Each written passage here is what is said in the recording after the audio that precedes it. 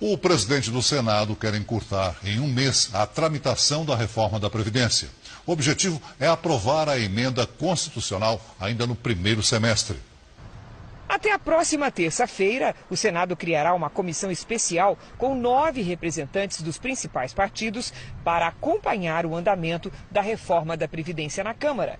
É a primeira vez que a análise de uma emenda constitucional será simultânea. O esforço proposto pelo presidente do Senado, Davi Alcolumbre, servirá para encurtar a tramitação da emenda em até um mês. Os senadores apresentariam suas sugestões aos deputados, mesmo que sem direito a voto. E o relator desta comissão de acompanhamento assumirá a mesma tarefa quando a emenda chegar formalmente ao Senado. Alcolumbre acredita que o Congresso fará mudanças na proposta, a primeira delas para corrigir a redução do benefício pago a aposentados por invalidez.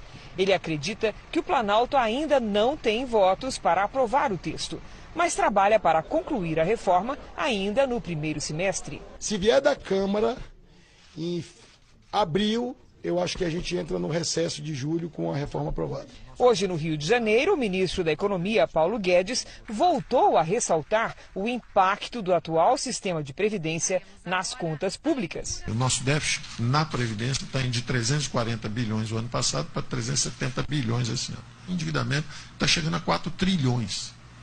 E isso é uma ameaça às aposentadorias futuras, é uma ameaça à Bolsa Escola, Bolsa Família, todas as políticas públicas de transferência de renda. O senador e presidente do PP, o Partido Progressista, Ciro Nogueira, foi alvo da Operação Lava Jato, que cumpriu mandados em 3 estados. A operação foi autorizada pela ministra Rosa Weber, do Supremo Tribunal Federal. O objetivo é colher provas de supostos crimes de corrupção passiva e de lavagem de dinheiro, cometidos pelo senador e presidente do PP, Ciro Nogueira. Cerca de 30 policiais federais cumpriram 7 mandados de busca e apreensão em casas e empresas do político em Brasília, São Paulo e Teresina, no Piauí. No pedido enviado ao STF, a Procuradora-Geral da República, Raquel Dodge, explicou que parte da propina foi paga ao PP por meio de doações simuladas e outra parte, no valor de 5 milhões de reais, foi paga em espécie por meio de uma pessoa ligada ao senador. No total, teriam sido pagos mais de 42 milhões de reais em propina. Os supostos pagamentos teriam sido feitos pelo Grupo JF ao senador para que o Partido Progressista apoiasse o PT nas eleições de 2014. Segundo a Procuradoria, o dinheiro seria também para que o partido votasse contra o impeachment da ex-presidente Dilma Rousseff em 2017. O inquérito faz parte da Operação Lava Jato e investiga, além de Ciro Nogueira, o ex-ministro do PT, Edinho Silva, e os executivos da JF, Joesley Batista e Ricardo Saldi. Ao autorizar a operação, a ministra Rosa Weber afirmou que a Receita Federal investiga o destino da propina. O mercado em Teresina teria sido usado para o pagamento ilegal de 2,5 milhões de reais ao irmão do senador, Gustavo Nogueira, também investigado. A Polícia Federal tenta rastrear o restante do dinheiro. A defesa de Ciro Nogueira negou as acusações, disse que as denúncias têm base apenas na palavra de um delator e que o senador sempre se colocou à disposição da Justiça. A JF afirmou que Joesley Batista e Ricardo Saldi, assim como todos os acionistas e executivos da empresa, são colaboradores da Justiça comprometidos com os programas de combate à corrupção.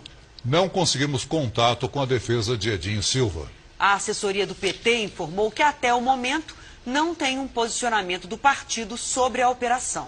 Com a fronteira do Brasil fechada, os venezuelanos que moram na região vivem uma realidade ainda mais cruel. Muitos são impedidos de voltar para casa e levar comida à família. Do lado de lá da fronteira, quem tenta resistir acaba vítima das forças de segurança. Ao menos 2 pessoas morreram em confrontos com a Guarda Nacional. Mas, segundo testemunhas, esse número pode ser maior.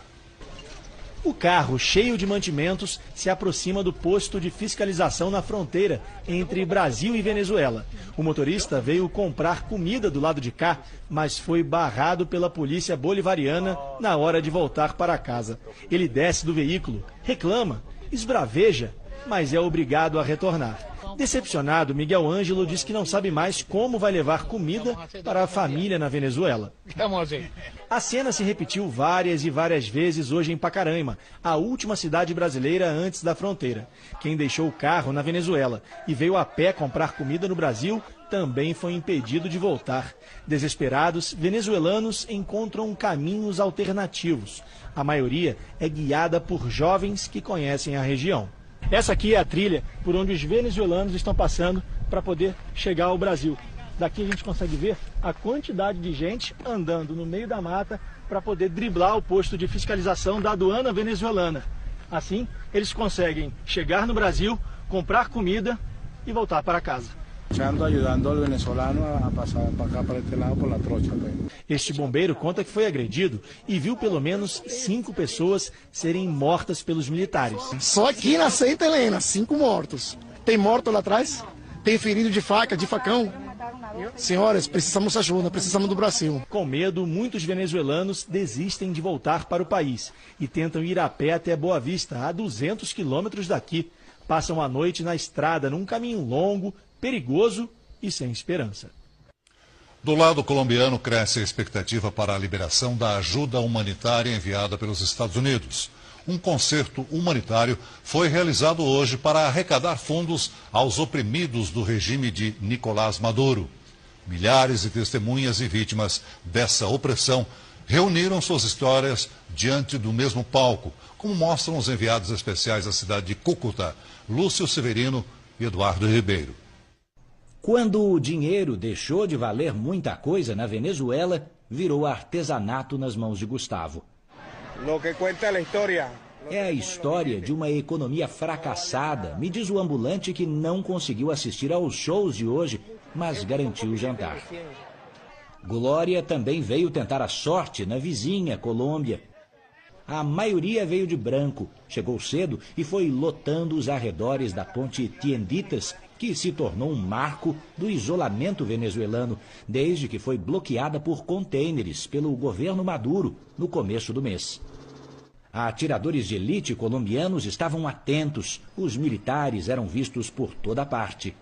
Enquanto os músicos se revezam no palco, lá de cima sobem drones a todo momento, monitorando os dois lados da fronteira. Nós estamos passando nesse instante por baixo de uma estrutura imensa, montada e inaugurada em 2015 para receber a passagem de até 10 mil veículos por hora.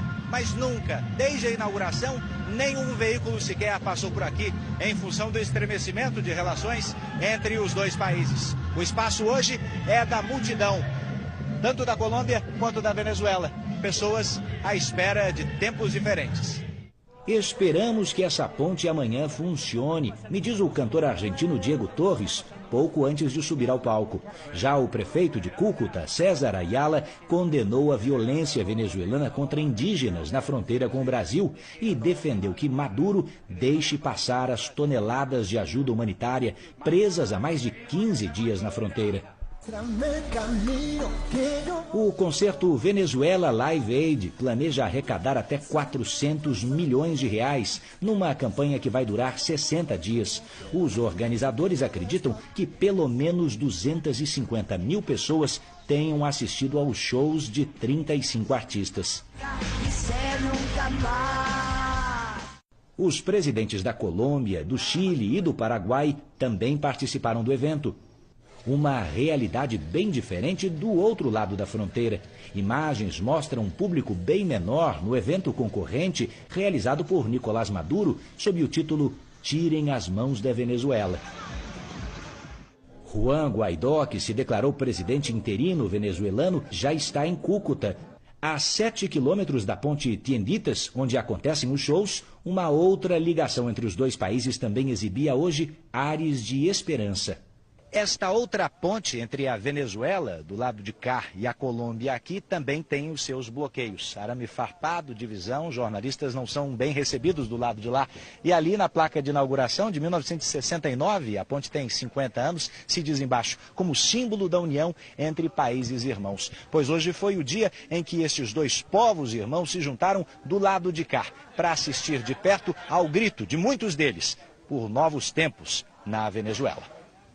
Os venezuelanos Jason e Eliane não foram ao concerto, mas por um bom motivo. Estavam trazendo de volta para casa a filha recém-nascida Luiziane. Ela foi dada como morta ao nascer do lado de lá da fronteira, mas depois dos cuidados médicos na Colômbia, sobreviveu. Minha filha viverá para ver outra Venezuela, me diz a mãe, enquanto o pai completa, isso vai mudar, porque já sofremos demais. Porque em verdade hemos sofrido demasiado. E nós vamos voltar ao vivo com o repórter Eduardo Ribeiro, que está na fronteira da Colômbia com a Venezuela. Nosso contato é por internet, por isso pode haver alguma variação no sinal, mas o Eduardo já está aqui com a gente. Eduardo, vamos falar sobre a tentativa de levar a ajuda humanitária. A gente sabe que não vai ser fácil fazer isso amanhã, com as fronteiras fechadas. Quais os planos são discutidos aí agora, nesse momento? As próximas horas serão de muita tensão, Adriana, essa é que é a verdade. Eu voltei agora há pouco de um galpão de mais de 1.500 metros quadrados, onde estão 543 toneladas de produtos de higiene, comida e, sobretudo, remédios. São grandes pacotes brancos que devem ser atravessados já nas primeiras horas do dia por 4 pontes que ficam aqui ao redor de Cúcuta. Como essa travessia será feita é que é a grande questão que se discute nesse momento. Eu acabo de falar com 6 militares que desertaram hoje do exército da Venezuela e se apresentaram aqui em Cúcuta, na Colômbia. 2 deles são generais e eles me disseram: Maduro trabalhou muito a cabeça dos militares de alta patente para não haver deserções, mas nas patentes mais baixas isso já começa a acontecer em grande número. Para se ter uma ideia, 5 anos atrás não havia mais do que 150 generais nas Forças Armadas venezuelanas. Hoje a contabilidade passa de 2.000 generais, o cargo de mais alta patente. Enquanto Maduro espera que suas Forças Armadas continuem o bloqueio, do lado de cada fronteira, a menos de 1 quilômetro da ponte Tienditas, que será palco desse dia histórico neste sábado, o que se pensa é o contrário. Quando as pessoas começarem a trabalhar, quando os soldados virem os seus irmãos venezuelanos carregando pacotes ou em caminhões ou passando num cordão humanitário, num cordão humano de mão em mão pela fronteira, os militares poderiam então levantar suas armas e se aliar a eles, permitindo que essa ajuda tão necessária chegue. Porque é preciso lembrar, Maduro há 5 anos nega que a crise humanitária ocorra na Venezuela, mas só no ano passado ajudou, ou melhor, aceitou uma ajuda de 9 milhões de dólares da própria ONU em doações humanitárias, mas tem se negado a receber a ajuda que hoje vem do Chile, do Brasil, do Paraguai e com grande quantidade dos Estados Unidos. Aqui em Cúcuta não é preciso mais do que um dia para aprender que existem mais produtos venezuelanos disponíveis aqui deste lado da fronteira do que do lado de lá. E essa população que tem vivido quase à beira da inanição, da fome, da tragédia diária, sem assistência médica, é que impressiona. E aí também estão famílias de militares, o grande braço forte de Maduro, que ainda resiste e que poderá não resistir por muito mais tempo a partir das próximas horas.